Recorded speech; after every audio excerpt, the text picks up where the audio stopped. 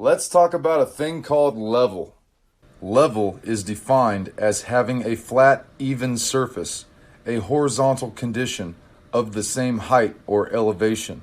So points of the same altitude or elevation would align in a horizontal fashion. No difference in elevation means the points are level with one another. Here we have a level. We know this level is level because the bubble is perfectly between the guidelines. The elevations of each endpoint could be measured through any number of surveying methods. And if the elevations are the same for the endpoints, then our surface fits the definition for level. If we place 3 tennis balls along this level and view from the side, we observe that the tennis balls will align perfectly in a continuously horizontal fashion. And given these fundamental definitions, understandings, measurements, and observations, it is logical to call this a level surface.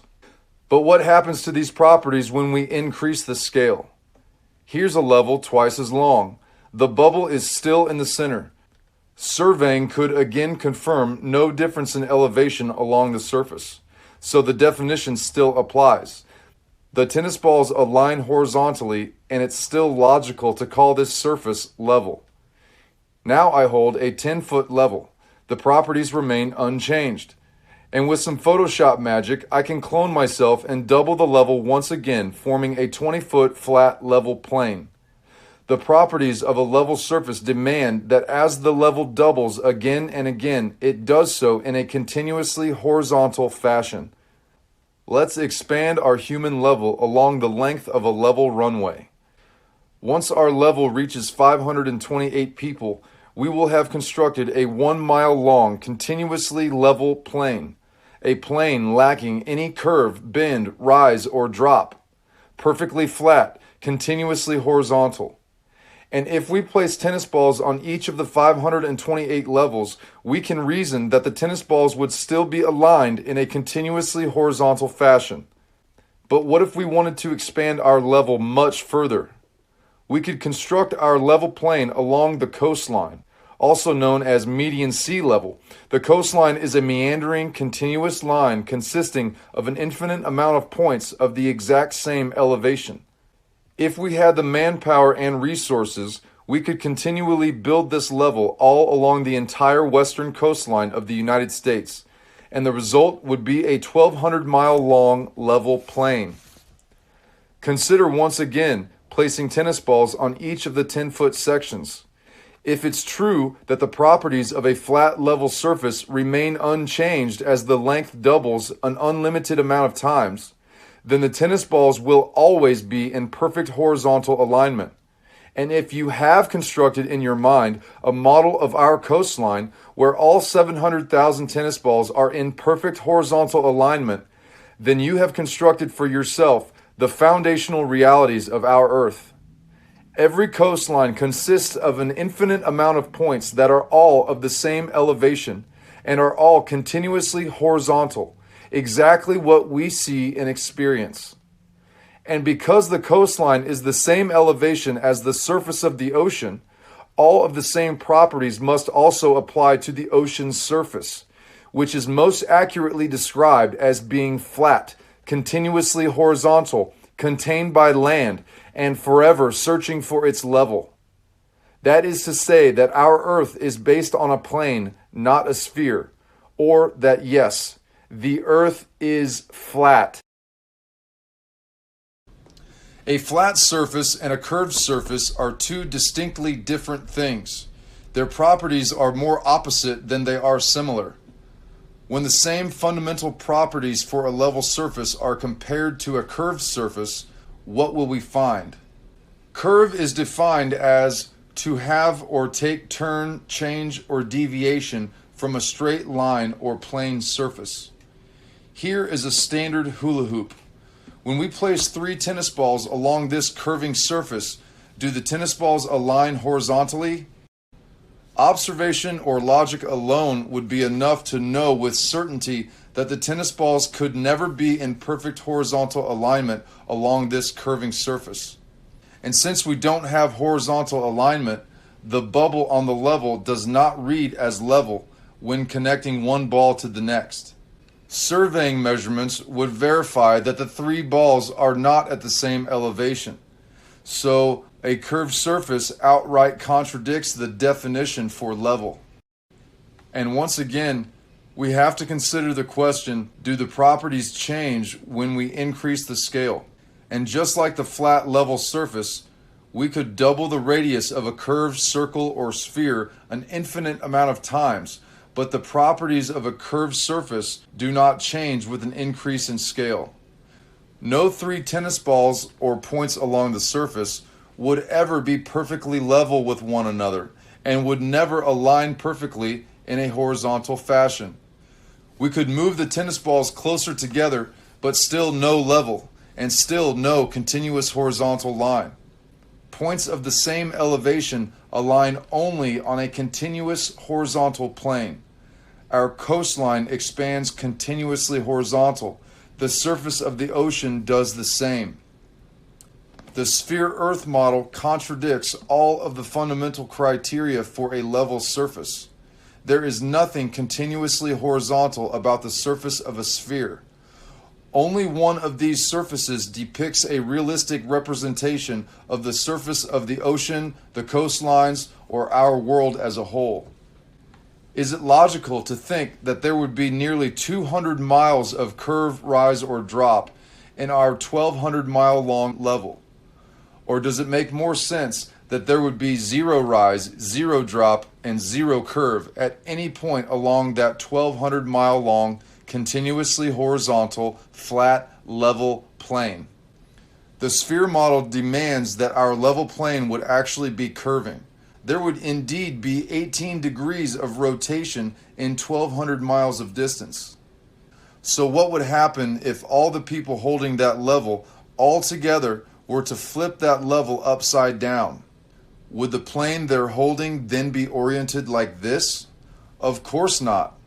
But this depiction really isn't any more or less ridiculous than to believe that our flat level plane could ever have any vertical curve or bend at all. And the problem would become increasingly obvious as we increase the scale. I think it's logical to say that as the human level extends further and further, it does so in a continuously horizontal fashion. Because that's what it means to be level. No difference in elevation. Continuously horizontal. Tennis balls all align horizontally, and it would never change no matter how far their level extends. Just imagine that you're flying in an airplane that is maintaining a constant altitude. This plane is traveling on a perfectly straight pathway and will never deviate from that course. There are no outside wind factors affecting this flight, and the plane will never run out of fuel. Consider all that we have just discussed regarding the properties of a level surface. Is it logical to think that if you fly in that plane far enough on a straight pathway, that you will eventually be oriented like this by comparison to your original orientation? You keep flying onward, still along that same perfectly straight pathway, still at the same altitude, and at some point further along, you would not only be flying upside down compared to your original departure orientation, but you would now be traveling in the exact opposite direction from when you began. Still, you continue traveling further along that same straight pathway, and at any point along this journey, theoretically and with a strong enough zoom lens, you should be able to point a camera directly back down the line of flight and view back to where you started, because you would always have direct line of sight to that point. And don't you know that if you just keep going a little further along that same perfectly straight pathway, you will arrive exactly back at your starting point.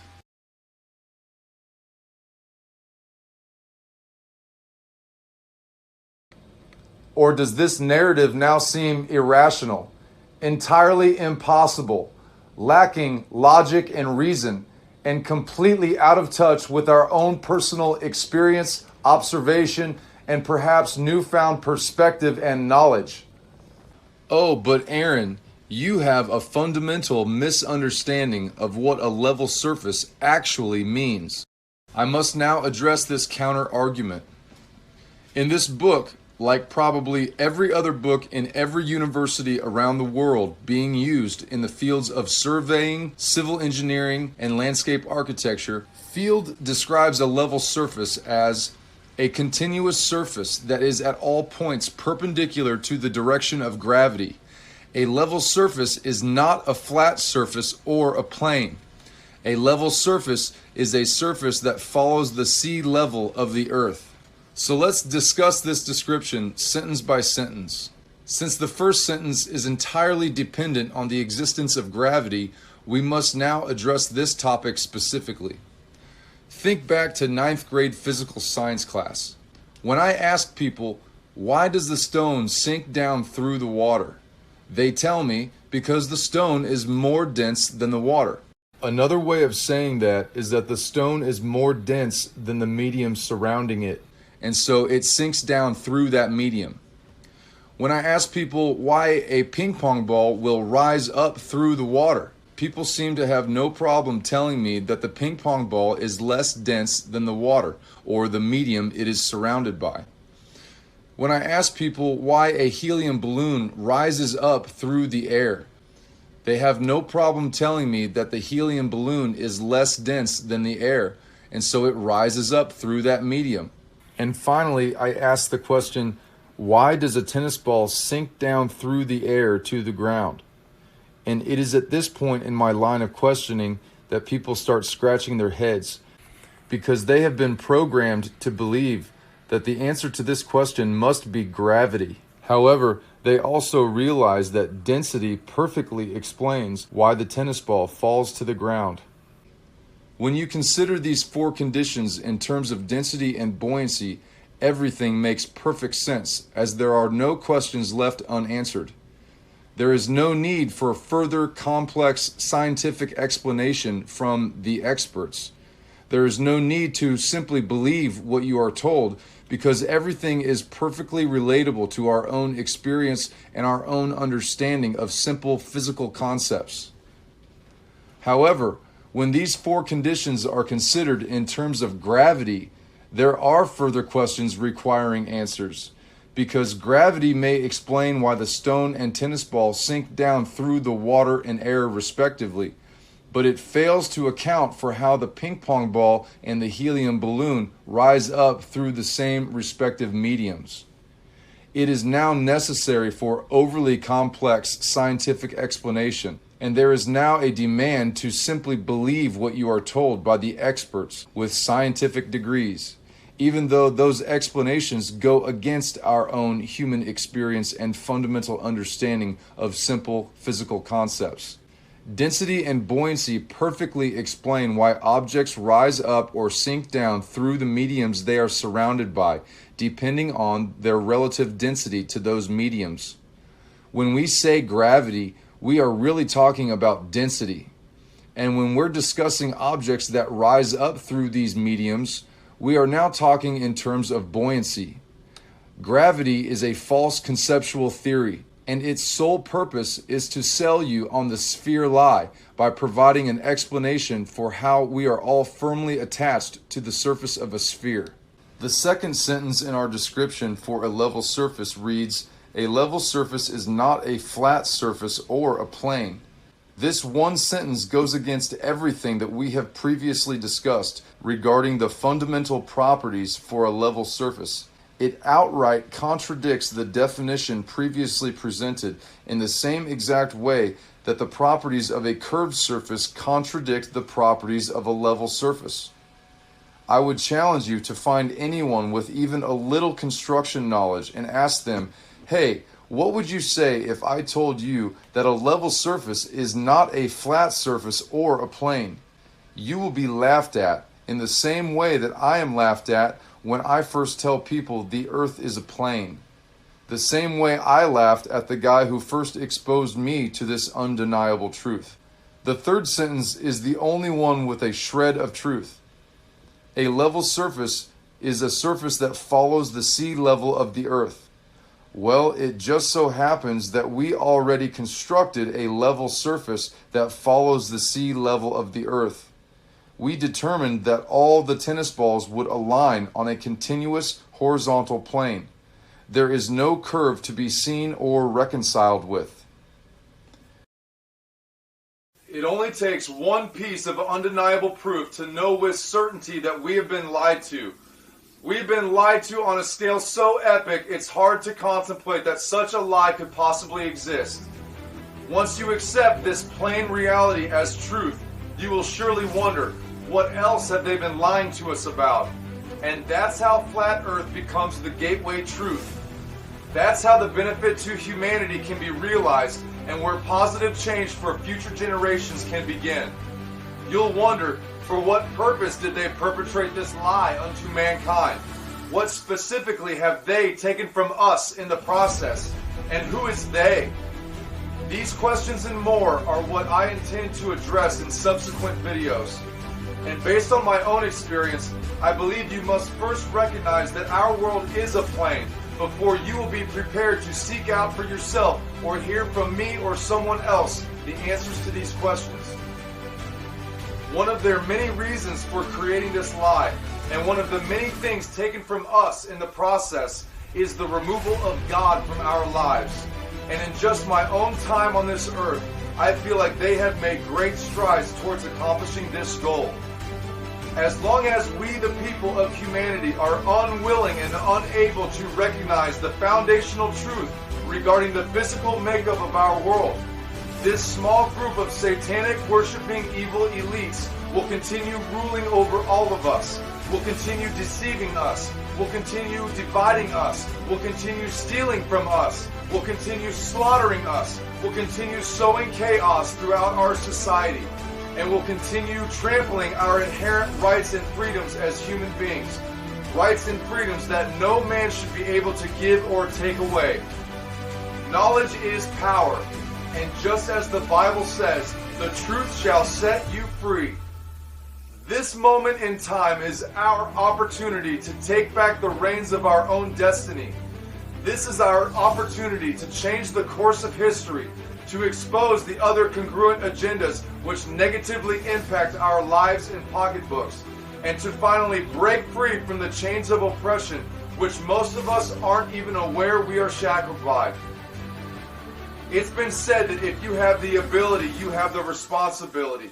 Well, I say if you have knowledge that can benefit humanity, then you have the responsibility to share that knowledge. And it's up to us, we the people, because the governments of the world aren't going to tell us the world is a plane. Mass media isn't going to tell us it's a plane.